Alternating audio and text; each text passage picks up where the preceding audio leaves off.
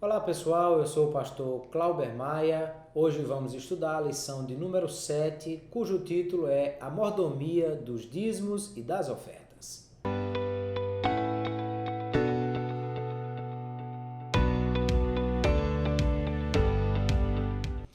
Quando falamos de dízimos e ofertas, nós estamos falando daquilo que é a fonte de renda de todas as igrejas evangélicas. A fonte de renda daquilo que é a contribuição dos membros. Vamos lembrar que um dízimo, uma oferta, se trata de uma doação que o membro dá para a igreja. Isso não é algo como uma prestação de serviço, um pagamento, não é dedutivo de imposto de renda, porque é uma doação que o membro da igreja faz para a instituição. Mas do ponto de vista religioso, nós chamamos essas doações de dízimos ou de ofertas. Dízimos quando é aquela contribuição que está vinculada à renda do membro que contribui. E oferta quando é algo que é dado de forma mais voluntária pelos membros de cada igreja. É importante nós lembrarmos que a principal fonte de renda de uma igreja são os dízimos e ofertas, e ela é extremamente necessária para a manutenção da igreja e de tudo aquilo que a igreja faz. Por outro lado, nós temos que perceber que a igreja, como uma instituição local que está sem fins lucrativos e pensando apenas em desenvolver a sua missão de propagar o evangelho, ela não pode ter outras fontes de renda, como receber do governo, de alguma entidade que faça esse tipo de contribuição, da prefeitura, do estado ou qualquer que seja. A igreja deve se manter da renda que recebe dos dízimos e ofertas dos seus membros. Claro que se a igreja tem uma instituição a ela ligada, como um centro social, um instituto ou qualquer outro tipo de órgão que não seja a própria igreja, uma outra instituição, ela pode ter aquilo que é próprio, inclusive do governo. Se for um lar de idosos ou uma creche, ela pode receber verbas governamentais conforme está previsto na lei, como qualquer outra da mesma linha de ação poderia receber também. Mas as igrejas devem sobreviver recebendo dízimos e ofertas dos seus membros. Quando eu falo de dízimo, a palavra dízimo quer dizer a 10ª parte, ou seja, o percentual de 10% daquilo que é a renda daquela pessoa que frequenta, que congrega naquela igreja. Então não existe dízimo de 5%, de 8%. Eu vi uma vez alguém dizendo que havia igreja que estava fazendo promoção de dízimo de 5%, de 8%. Não, dízimo significa, a palavra dízimo significa a 10ª parte de alguma coisa. Oferta, pelo que o próprio nome já está dizendo, é algo voluntário, é uma doação espontânea que alguém faz para a igreja. Quando nós pensamos sobre dízimos e ofertas, nós vamos ver que isso está na Bíblia explicado e comentado e apresentado de maneira muito rica. Primeiro, pensando sobre o que a Bíblia fala sobre os dízimos no Antigo Testamento. A primeira referência a dízimo no Antigo Testamento está em Gênesis capítulo 14, quando Abraão vai em busca de Ló, que foi sequestrado por reis que o atacaram, aquelas cidades, e Abraão, com os seus valentes, consegue recuperar tudo isso e toma os despojos de guerra daqueles reis. Abraão, então, ele resolve de tudo aquilo que é a sua parte, tirar uma parte para Deus. E aí há o encontro de Abraão com o rei de Salém, que é também um sumo sacerdote chamado Melquisedeque, e Abraão então doa para Melquisedeque, entendendo que ele está doando para Deus, porque inclusive a referência que é feita por Melquisedeque é que Deus, a quem Abraão está dando aquele dízimo, é o possuidor dos céus e da terra, Ou seja, é o Senhor que é dono de tudo, e porque Ele é dono de tudo, e eu reconheço que Ele é dono de tudo, eu estou apenas entregando uma parte daquilo que é o que Ele me deu. Então Abraão deu o dízimo a Melquisedeque. Claro que esse ato de Abraão dar o dízimo a Melquisedeque não é a referência total sobre o dízimo, até porque Abraão só está registrado que deu o dízimo uma única vez e não foi da renda que ele recebia mensal ou do seu lucro mensal, mas de um despojo de guerra que recebeu uma vez. Assim, mas Abraão está estabelecendo ali aquilo que é, primeiro, a atitude, que é reconhecer que Deus é o possuidor dos céus e da terra, e a Ele nós devemos dar o dízimo, e estabelece também o que é dar a 10ª parte a Ele. Depois nós vamos ver que na lei de Moisés, nós vamos ter uma regulamentação dessa questão do dízimo, porque na verdade a lei de Moisés estabelecia pelo menos 3 dízimos. Havia o cuidado de Deus, principalmente com a questão da manutenção do tabernáculo e com a manutenção também daqueles que serviam no tabernáculo. De maneira que as ofertas que eram trazidas de animais, de cereais, os sacrifícios de holocausto, tudo isso era também pensando no sustento do sacerdote. Quando há uma contribuição para uma oferta de amor, uma oferta pacífica, uma oferta que era voluntária, não era todo o animal queimado. Só na oferta de holocausto que o animal era queimado todo. E a parte que não era queimada era para quê? Para o sustento do sacerdote. Assim também, haviam holocaustos que eram oferecidos todos os dias, que não era uma pessoa que trazia, mas era o próprio templo ou o próprio tabernáculo que fazia aquela oferta. E ele fazia essa oferta de quê? Dos animais que eram entregues como dízimo. Alguém, quando nascia um animal primogênito, ele deveria resgatá-lo e assim por diante. Ou seja, quando colhia a colheita, ele trazia 10% da sua colheita para entregar na casa do Senhor. Isso servia para quê? Para sustento dos sacerdotes e para manutenção do próprio templo, porque vamos lembrar que no templo também haviam necessidades, como por exemplo o azeite para as lâmpadas, o trigo para os pães da proposição e todas as coisas necessárias para fazer o templo funcionar, além das pessoas comerem. Esse era o primeiro propósito do dízimo no Antigo Testamento. Havia também uma outra preocupação, que era a questão de atender os pobres e necessitados. Então havia um dízimo separado para isso. Aquele que era pobre, que não tinha com que comer, inclusive estava dito para a espiga que caía no chão, deixasse para o pobre. No ano do jubileu ou no ano sabático, que ninguém plantava, o que nascesse era para deixar para o pobre colher. Não era para colher os cantos das propriedades, para que o pobre pudesse ter acesso ali pela cerca, chegar e comer a espiga que estava ali.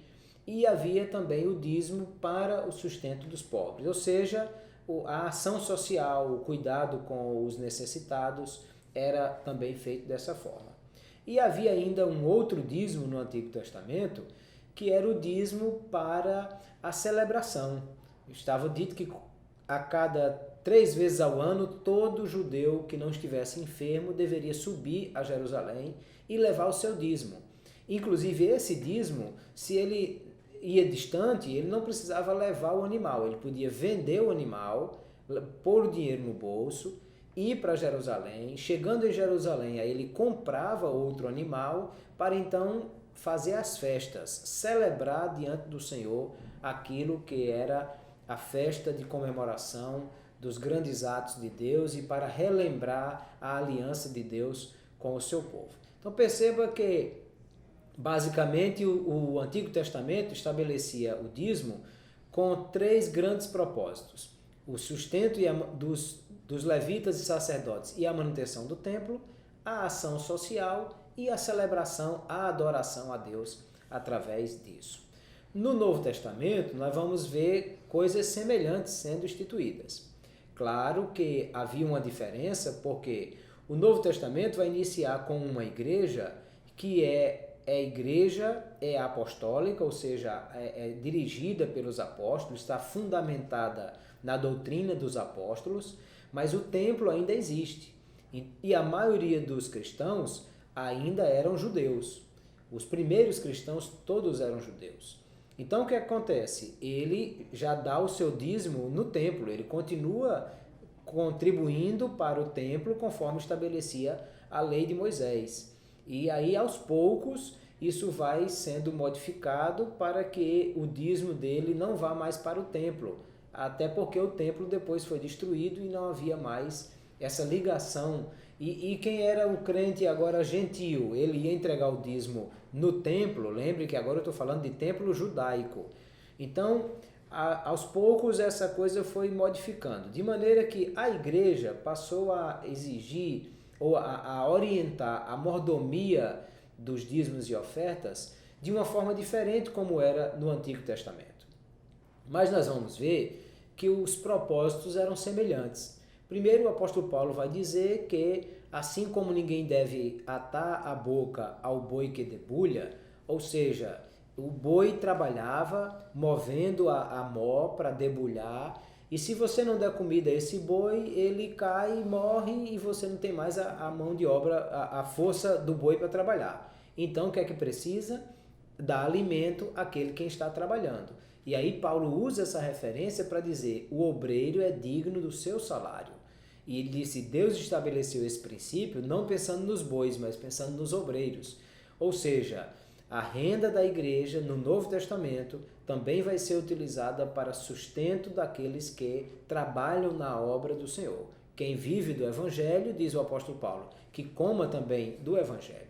O apóstolo Paulo vai inclusive dizer aos Coríntios, 2ª Epístola, capítulo 9, que aqueles que recebem o sustento vindo dos dízimos dos irmãos, eles glorificam a Deus pela liberalidade dos irmãos em contribuir. Como também a Bíblia vai falar sobre a questão da adoração com a renda. Provérbios capítulo 9 vai dizer, honra a Deus com as primícias de toda a tua renda. Glorificar a Deus através da renda é dizer exatamente que nós adoramos a Deus e que Ele é dono de tudo que temos, de tudo que somos, e há uma necessidade também dessa adoração a Deus através dos nossos dízimos. Como também a manutenção do templo e a ação social, porque se nós temos templos que precisam de manutenção, de funcionários, ar-condicionado, energia elétrica, o envio de missionários, o sustento dos pastores, tudo isso precisa ser feito com aquilo que são as doações que os membros trazem, que são os dízimos e as ofertas. Há duas coisas que são muito interessantes daquilo que foi estabelecido como sendo a contribuição cristã no Novo Testamento em relação ao dízimo que era estabelecido no Antigo Testamento. O primeiro é o aspecto da regularidade. Coríntios capítulo 16, primeira epístola, o apóstolo Paulo diz assim, cada um de vós põe à parte no primeiro dia da semana, porque as pessoas naquela época não recebiam salário mensal. A maioria das pessoas naquela época não recebiam salário mensal. Ou elas recebiam por semana ou recebiam por hora. E aí o que acontece? Paulo está dizendo, cada um separe no primeiro dia da semana. Isso implica em quê? Regularidade. De tudo aquilo que eu recebo, eu já separo. Não é para, como foi com Abraão, uma vez na vida, se eu tirar um valor grande, eu vou dar o dízimo. Mas de tudo aquilo que eu recebo. Ou seja, semelhante ao que era na lei de Moisés. De toda a renda, de tudo que eu tenho, de tudo que eu ganho, eu vou separar aquilo que eu vou doar para o Deus através dos meus dízimos, devolvendo ao Senhor, como alguns gostam de dizer. Então a primeira questão é regularidade. Cada um de vocês separe no primeiro dia da semana. E a outra questão também é a proporcionalidade, porque ele disse conforme a sua renda, conforme a sua capacidade. Se um podia dar mais, dava mais, quem não podia dar mais, dava menos. Mas tudo de forma proporcional, conforme a sua renda. perceba que um percentual daquilo que nós recebemos cumpre exatamente com essa função. É regular, porque é de tudo que recebemos. Se você recebe salário mensal, é todo mês que você vai dar o dízimo. Se você só recebe salário, se você recebe semanal, quinzenal, de tudo que você receber, você vai tirar proporcional. E aí, a proporção que nós temos na Bíblia é 10%, porque é o dízimo, que é a 10ª parte. De maneira que o Novo Testamento não vai trabalhar o dízimo como um imposto, uma obrigação, porque, pelo contrário, o apóstolo Paulo vai dizer que Deus ama aquele que dá com alegria. Mas ele está dizendo que nós devemos contribuir de forma generosa, que deve haver liberalidade em nós de dar ao Senhor e que isso deve ser feito de forma regular e proporcional. Então, os propósitos são semelhantes àquilo que era o dízimo no Antigo Testamento. Como é que você vai fazer a entrega desse dízimo, o cálculo desse dízimo? Eu penso que isso é uma coisa muito simples de se pensar. Alguém pergunta, eu devo dar do bruto ou do líquido? Ora, se o líquido já está descontando muitas coisas que você teve como benefício, então já saiu do seu bruto o que era aquilo que vai ser para a sua aposentadoria, aquilo que é o plano de saúde que você paga, aquilo que é a refeição que a empresa desconta. Então é claro que você não vai dar o dízimo do líquido, porque aquilo que foi descontado é benefício para você, que você gastaria do seu bolso. Eu penso que a forma correta é dar o dízimo do bruto. Agora veja que essa não é a ideia de você estar pensando, meu Deus, eu ganho R$ 3.422,73, então eu tenho que ter R$ 342,35, não pode... Arredonde isso para R$ 350, para 330, fazendo conta pequenininha de centavo para dar para Deus, não.